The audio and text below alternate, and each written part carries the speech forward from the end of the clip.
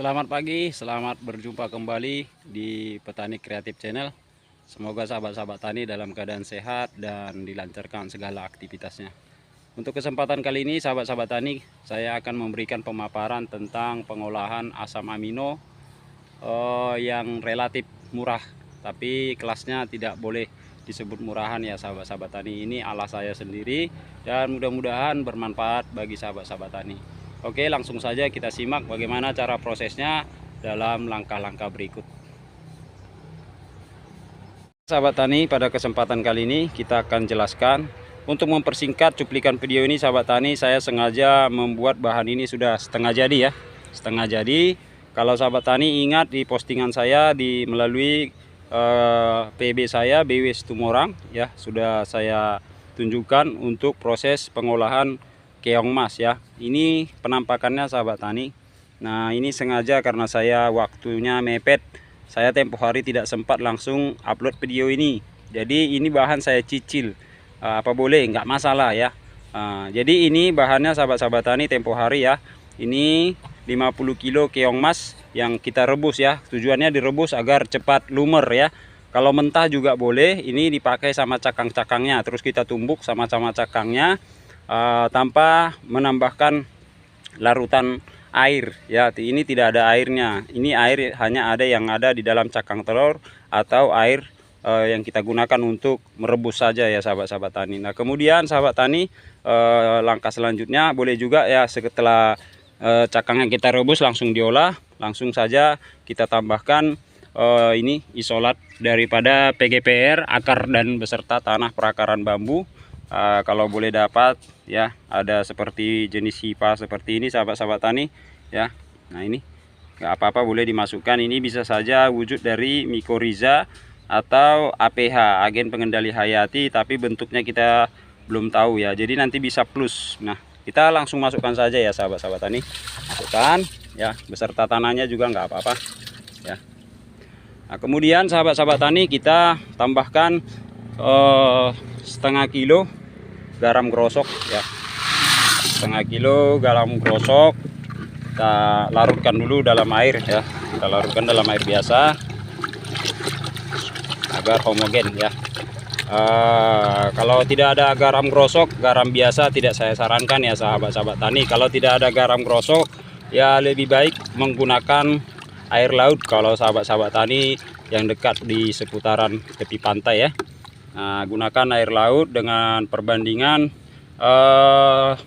jika ini setengah kilo garam grosok, bisa menggunakan air laut dengan takaran 50 liter ya, 50 liter ya, supaya sebanding dengan garam yang setengah kilo ini 50 liter. Kemudian kita masukkan ke dalam wadah, masukkannya ke dalam wadah. Oke, kemudian langsung kita aduk secara rata ya, diaduk agar homogen ya.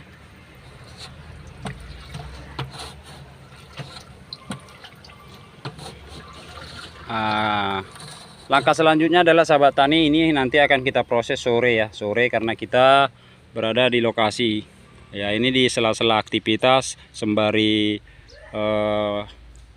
melepaskan dahaga, kita buat video ini. Jadi bahan terkadang kita ngumpul ya, ngumpul nggak sempat waktunya. Jadi ini rencana nantinya akan kita penuhkan dengan campuran tepung ya, tepung beras, karena untuk air leri sudah sangat minim atau waktunya mepet kalau kita kumpulkan air leri untuk memenuhkan wadah ini kapasitas 150 liter air ya. Nah, jadi kita menggunakan saja tepung beras yang kita gilingkan saja nanti berasnya 2 kilo ya, 2 kilo untuk kapasitas 150 liter. Kemudian langsung kita campurkan.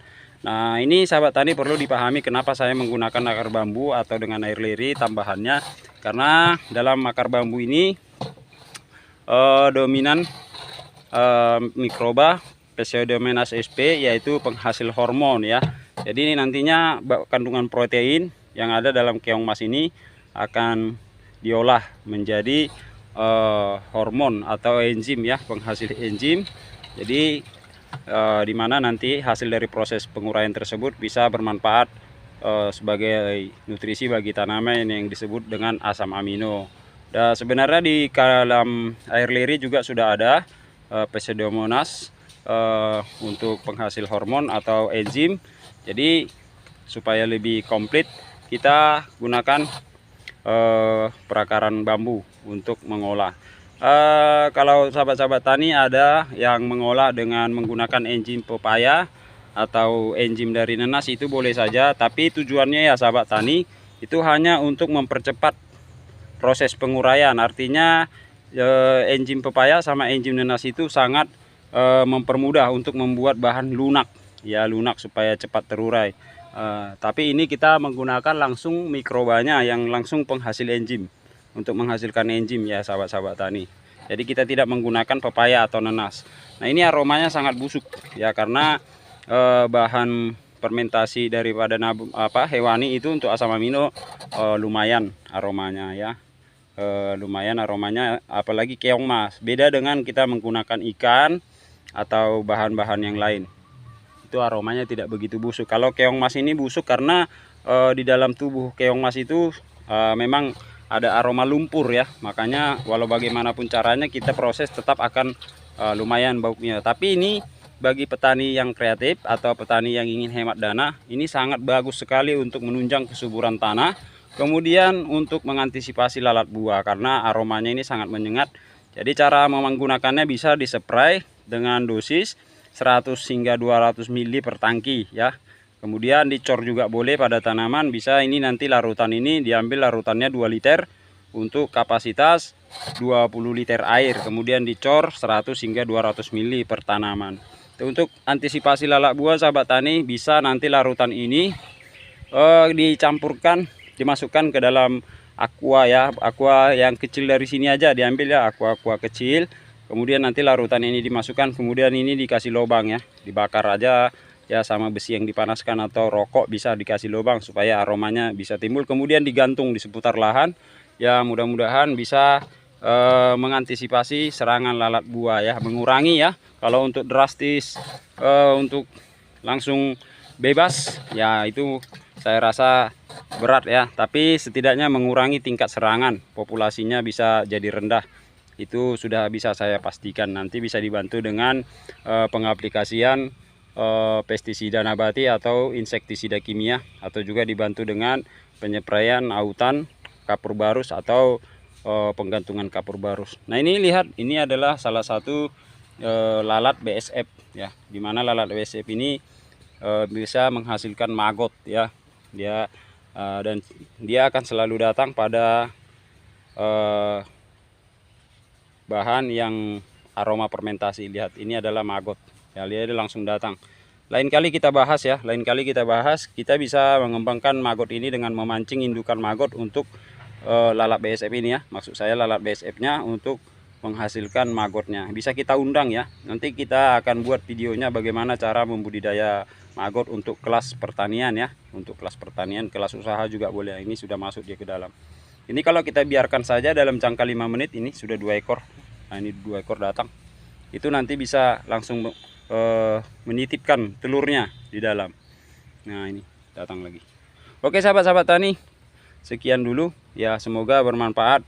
Saya mau lanjut aktivitas dulu, semoga kita bisa memberikan penjelasan-penjelasan yang lebih baik lagi nantinya buat sahabat-sahabat tani yang ingin kreatif dan mandiri untuk mendapatkan hasil dengan modal yang lebih sedikit ya, hasilnya bisa maksimal tapi modalnya lebih kecil. Oke, dukung terus sahabat tani channel ini dengan mensubscribe channel kita. Kemudian jangan lupa sahabat tani dibagikan dan like agar channel ini bisa lebih luas lagi dan lebih bermanfaat untuk sahabat-sahabat tani yang ingin mandiri seperti saya. Karena saya adalah petani yang masih minim dengan modal, namun punya kemauan dan keinginan untuk mandiri dengan memanfaatkan limbah alam sekitar untuk menjadi nutrisi dan juga pembenah tanah, penyubur, agar modal lebih sedikit tetapi hasilnya tetap maksimal ya sahabat tani, untuk kelangsungan hidup kita dengan anak cucu, menjaga tanah subur agar nantinya anak cucu kita bisa melanjutkan sistem pertanian ini dengan tanah yang sudah kita perbaiki ya, sudah bagus.